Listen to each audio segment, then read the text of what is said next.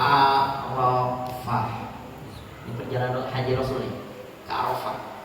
Nah, ketika di Arafah, fawajadal kubbah, Rasulullah mendapatkan kemah, rumah-rumah kecil, qad duribat lahu binamira, yang dibuat di tempat namanya Namirah. Nama tempat Pak, Namirah yang ada di Arafah itu.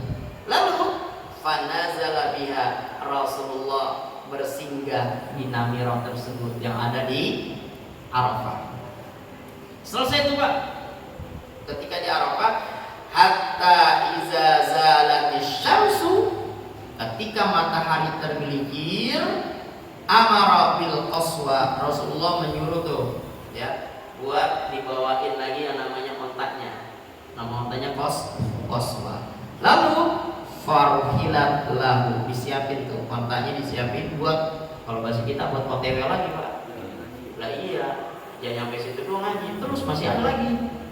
Nah, habis itu tuh fa'ata batnal wadi, Rasulullah mendatangi itu ya perut lebah, di situ ada tempat. Nah, disitulah fakhotoban nas, Rasulullah berkhutbah. Nah, di situ di Arafah itu boleh Pak kita bikin pengajian, diskusi, ya, kita zikir, bertanya. Ini Rasulullah memberikan khutbah, menyampaikan nasihat-nasihat. Nah, ketika itu summa adzana summa aqama, kemudian waktu azan tiba, lalu qomat. Posisi masih di Arafah nih Pak. Nah, lalu fasalla zuhra summa aqama summa shallal asra falam yusolli bainahuma syai'an. Nah, di sinilah Rasulullah sholat zuhur, kemudian qomat sholat asar, dan tidaklah Nabi sholat qobliyah dan ba'diyah, tidak melakukan sholat sunnah. Nah, di Arafah ini Rasulullah menjamak sholat zuhur dan asar. Ini kita masih menceritakan tata cara haji Nabi Shallallahu Alaihi Wasallam. Selesai dah tuh Pak, sholat jamaah. Lanjut lagi Pak. Summa rakibah hatta atal mauqif. Kemudian Nabi nunggangin kuda lagi Pak, berkendara nunggangin kuda. Ontak qaswa berkendara itu hatta atal mauqif, sampai Nabi mendatangi tempat wukuf. Faja'ala batna qanatihi faja'ala batna naqatihi al-qaswa ila sahra'i. Lalu Nabi sallallahu alaihi wasallam mengikat ontaknya ya di batu-batu yang besar. Diikat biar kagak kabur, Pak. Dicancang kalau kata saya punya kiai, dicancang. Nah, wa ja'ala hablal musyad. Lalu Nabi sallallahu alaihi wasallam itu berjalan baina yadayhi, di hadapan, berjalan, wastaqbalal kiblat, kemudian Nabi menghadap kiblat. Terus falam yazal waqifan hatta gharabat syamsu, sampai terbenamnya matahari Nabi wukuf di Arafah. Wa dhahabat as-sufra qalilan, hingga hilanglah tuh mega kuning sedikit. Ketika udah mau masuk waktu maghrib tuh hilang tuh mega kuning itu. Hatta ghaba al-qurs, sampai hilanglah bola matahari, artinya terbenam matahari. Lalu waqad syanaqa fil qaswa'i az-zimam hatta inna ra'saha la yusibu mawrika raqlihi, sampai Nabi mencancang, mengikat lagi ontanya itu sampai kepala ontanya itu Pak nyentuh badannya.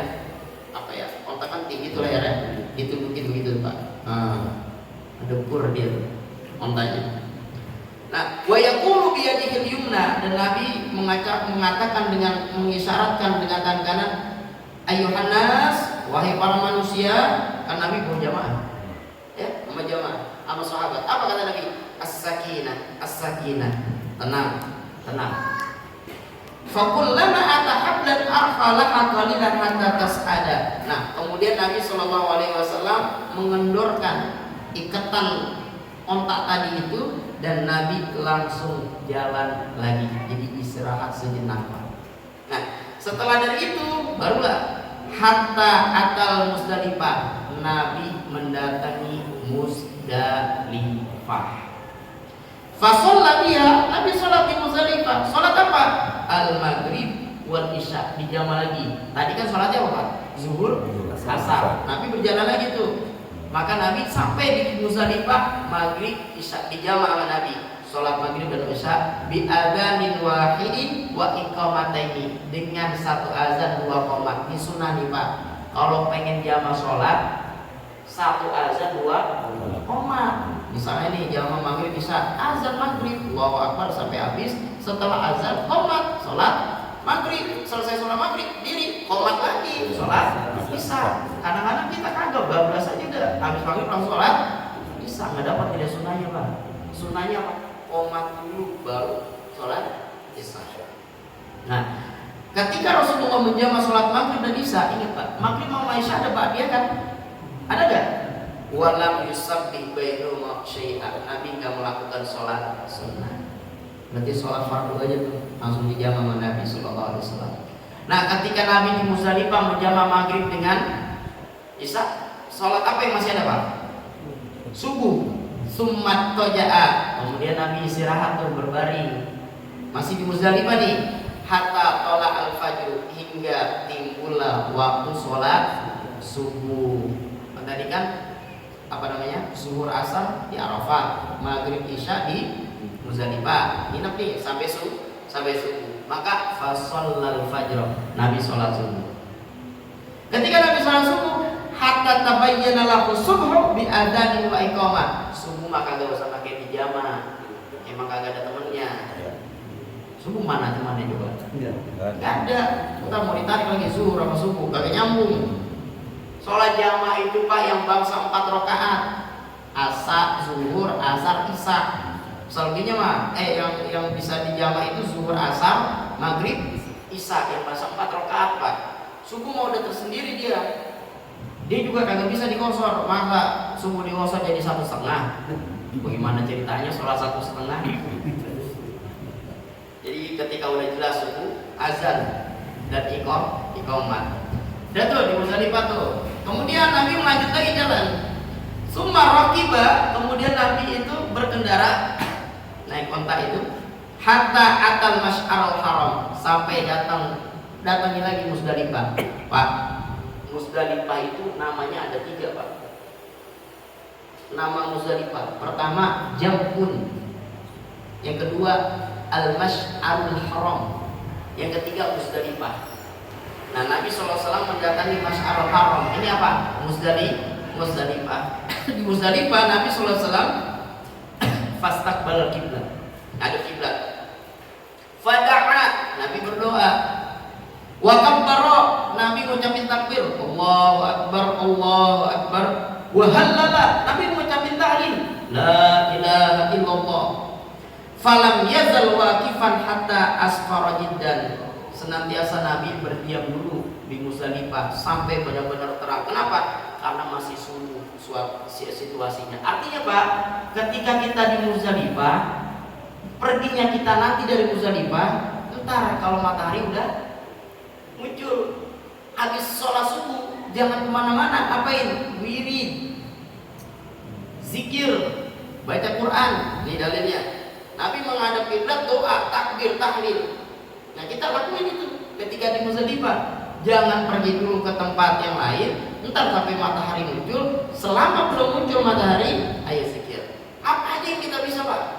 Subhanallah, subhanallah, la ilaha illallah, la ilaha illallah. Mau baca Quran, baca Quran. Gak jadi masalah, yang penting zikrullah, zikir kepada Allah Subhanahu wa ta'ala. Nah, keluar di Muzdalifah. Fadafa'a qabla an tatlu asy-syamsu. Jadi sebelum matahari muncul tuh Nabi bernoleh melihat hatta atabatna muhassir faharraka qalilan, sehingga Nabi mendatangi namanya lembah Muhassir, lalu Nabi bergerak cepat. Summa salakat tariqal wusta, kemudian Nabi cari jalan tengah nih, allati takhruju, karena Nabi pengen melempar apa Pak? Jumrah al-kubro, melempar jumrah kubro dari Muzdalifah. Hatta atal jamrah, sampai Nabi mendatangkan tempat jumrah itu allati inda syajarah, yang ada di sisi pohon. Faramaha bisabi hasayatin, lalu Nabi melemparkan dengan 7 batu kecil-kecil. Satu batu yukabbir ma'a kulli hasatin minha. Satu batu ketika dilemparkan Nabi mengucapkan Allahu Akbar. Allahu Akbar. Berapa batu, Pak? 7. Ukurannya mislu hasal khazfi. Jadi ukuran itu seperti ukuran gak kelingking gini, Pak. Gak terlalu gede. Bukan pakai garok dilemparin. Ya kita kan memang kan itu kan isyarat melempar setan ya, Pak. Romanya kesal banget ini, setan lempar-lempar Allahu Akbar. Kecil-kecil kan bisa gede-gede. Batu bata apa lagi di bawah. Batu kecil. Nah, gak boleh Pak pakai batu. Jangan pakai sepatu. Orang ada sih. Allahu Akbar ya. Roma min batil wadi, Nabi SAW melempar dari lebah. Summan sarafa ilal manhar. Setelah udah selesai itu, barulah Nabi SAW berpaling kepada tempat penyembelihan. Di tempat penyembelihan, fanahara, maka Nabi menyembelih. Ketika udah menyembelih, summa raqiba Rasulullah SAW, kemudian Nabi naik unta lagi, fa'afadha ilal bait, lalu Nabi SAW itu tawaf ifadah di Baitullah. Rukun nih, tawaf ifadah. Lalu fasalla bi Makkah az-zuhra, lalu Nabi sholat di Mekah sholat zuhur. Rawahu Muslim. Baru habis Pak hadisnya. Hadis riwayat Imam Muslim. Baik Pak, ada pertanyaan? Panjangnya hadisnya Pak? Terkait tentang tata cara Nabi SAW berhaji. Silakan Pak kalau ada yang mau ditanya. Itu Ustaz mau nanya yang dari Marwah ke Mina, sedangkan di situ Nabi sholatnya tidak ada yang di sama sekali Ustaz. Apakah memang jaraknya tetap Ustaz? Kalau masalah kalau yang di itu itu Ustaz, kan dia tidak ada yang di kotor sama sekali, dia zuhur di situ, asar, maghrib, isya, bahkan sampai subuh gitu Ustaz. Iya. Jadi di Wasofa itu berarti kondisinya belum masuk waktu sholat. Ketika Sofa dan Marwah belum masuk waktu sholat. Justru masuk waktu sholat itu ketika Nabi SAW ada di Arafah. Maka Nabi SAW itu sholat apa tadi? Zuhur dan ketika di Musdalifah lah, baru Rasulullah menginap sebentar, itu mendapatkan sholat maghrib, isya sampai subuh. Dan subuhnya nggak langsung pergi Rasulullah zikir dulu di Musdalifah. Ini salah satu tata cara Rasulullah pergi haji. Baik, ada lagi? Ada Pak yang mau ditanya?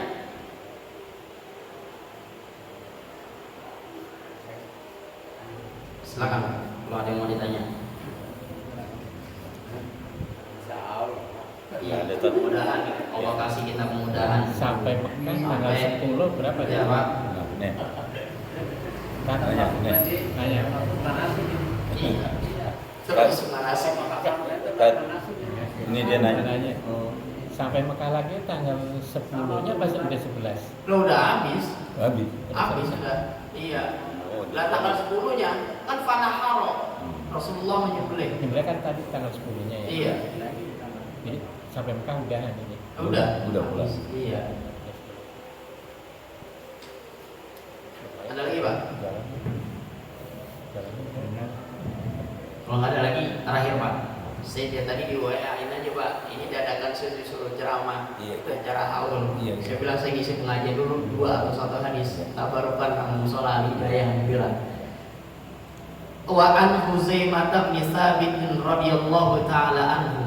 Dari Huzaimah bin Tsabit radhiyallahu taala anhu. Anna Nabiy sallallahu alaihi wasallam, bahwa Nabi sallallahu alaihi wasallam kana idza faragha min talbiyatihi fi hajjin aw umratin sa'alallaha ridwanahu wal jannah wasta'adha bi rahmatihi minan nar. Nabi setelah selesai dari ucapin talbiyah labbaik Allahumma labbaik, baik itu haji maupun itu umrah, setelah selesai itu Pak, maka Rasulullah meminta kepada Allah Subhanahu wa taala agar Allah curahkan ridhonya. Dan juga Rasulullah meminta surga Allah. Dan Rasulullah meminta perlindungan dari murka Allah dan dari neraka Allah Subhanahu wa taala. Yang ini sering kita baca ketika di bulan Ramadan. Allahumma inna nas'alukal jannah, ridhoka wal jannah, wa na'udzubika min sakhatika wan nar. Jadi ketika habis talbiyah tuh Pak, Ya. umrah atau haji, labbaik Allahumma, udah selesai tuh. Jangan lupa Pak, Allahumma inna nas'aluka ridhaka wal jannah wa na'udzubika min sakhatika wal nar. Aja sebanyak-banyaknya. Ya. Poin penting pertama dari hadis ini adalah dalil bahwa pengucapan talbiyah dalam umrah dan haji itu ada hukumnya sunnah. Menurut Imam Syafi'i, labbaik Allahumma labbaik, pengucapan itu sunnah. Nabi mengucapkan itu. Tapi kalau menurut Imam Malik hukumnya wajib. Kedua, Rasulullah meminta biar dapatkan ridho Allah dan surga. Ini dalil. Kenapa yang diminta ridho dulu baru surga? Kenapa enggak surga dulu baru ridho? Kenapa Rasulullah minta ridhoka wal jannah? Kenapa enggak al jannah wa ridho? Ini dalil bahwa yang namanya ridho Allah nikmat yang paling besar daripada nikmat-nikmat yang Allah. Allah nikmatnya banyak, tapi yang paling besar dapat ridho Allah. Kalau Allah udah ridho, jangankan surga, lebih dari itu. Allah kasih. Lebih dari dikasih. Lebih dari dikasih. Ini lagi udah dikasih bang ya? Kalau dari do, Kalau Allah udah ridho, masya Allah. Maka sampai dikatakan faman Allah udah ridhoi, la yasqutu alaihi ba'dahu abada. Allah gak akan murka selama-lamanya. Kalau udah ridho. Makanya Pak, kalau sholat, kalau pengen dapat ridho, sholat di awal waktu. Sholat di awal waktu dapat ridho Allah Pak. Di tengah waktu dapat apa? Maghfirah ya. Di akhir waktu dapat ampunan ya, dapat rahmat. Di awal itu dapat ridho rahmat, di akhir itu dapat ampunan. Ini sholat kita dapat ampunan. Kali-kali Pak biar kita dapat ridho Allah Subhanahu Wa Taala. Pas, jangan pas azan. Sebelum azan udah kita datang. Kalau belum kita ingat apa? Azan kita yang azan, biar kita dapat apa? Ridho Allah Subhanahu Wa Taala. Dan poin yang kedua, di hadis ini Rasulullah minta perlindungan dari murka dan neraka Allah Subhanahu Wa Taala. Pertanyaan, emang Pak Rasulullah SAW akan masuk neraka? Rasulullah udah diklaim loh sama Allah masuk surga. Kenapa harus minta perlindungan? Kenapa harus minta berlindung daripada murka Allah, daripada api neraka? Padahal Allah udah mengklaim Rasulullah min ahlil jannah. Kalau bahasa kita, ini Rasulullah lagi ngajarin. Kalau ditanya kayak gitu, kenapa Rasulullah minta ampun? Minta apa namanya? Minta perlindungan. Kan Rasulullah udah diklaim masuk surga. Kita jawab, ini Pak, bahasa kitanya. Ini Rasulullah lagi ngajarin kita, umat Nabi. Begitu tuh doa, Allahumma inni a'udzubika min sakhatika wan nar. Kita ini yang mohon biar kita ini apa? Dijauhi dah tuh dari murka Allah dan neraka. Bukan semata-mata Nabi meminta. Minta ini kenapa? Nabi itu maksum. Ini untuk umatnya, bukan untuk Nabi. Buat kita ini nih, yang langka buat sama pahala. Iya. Mana banyak badan dosa kita semuanya, bukan bapaknya kita, termasuk saya berarti. Kita mohon pada Allah biar diampunkan dosa kita, jauh dari murka Allah Subhanahu wa Ta'ala. Dan yang ketiga nih, dari hadis ini dalil sunnah memperbanyak doa setelah sempurnanya talbiyah. Doa itu salah satunya tuh, Allahumma inna nas'aluka ridhaka wal jannah wa na'udzubika min sakhatika wan nar. Sering banget ya kita baca Pak di bulan Ramadan doang itu kayaknya tuh doa.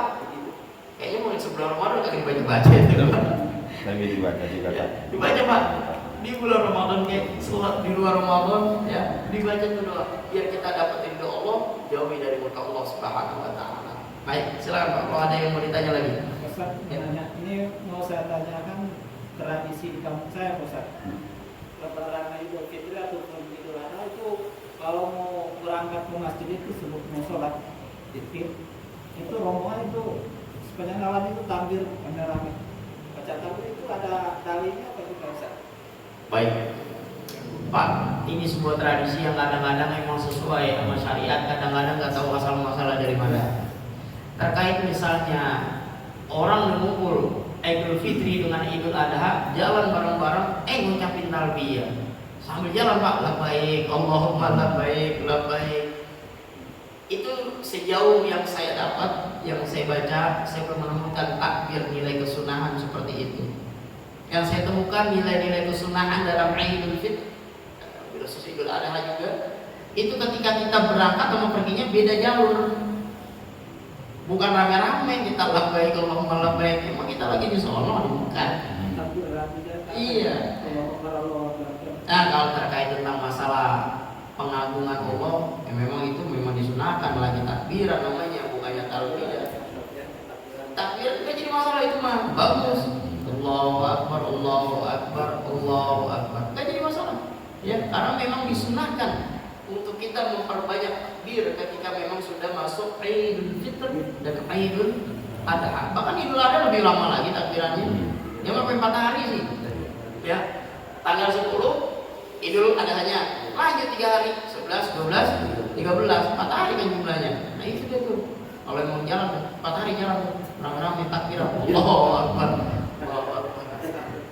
Yang disunahkan ucapin takbirannya. Terkait tentang jalannya, itu belum saya dapat itu jalan bareng-bareng. Kalau di kampung kita kan apa ya, sekarang konvoy ya, pakai apa, ubur. Ya kalau selama tidak bertolak belakang dengan syariat Pak, boleh-boleh aja. Baik, saya kira cukup. Insya Allah pertemuan selanjutnya masih terkait tentang masalah sifatul haji Rasulullah Sallallahu Alaihi Wasallam. Semua qala Allahu a'lam bishawab. Al-Fatihah.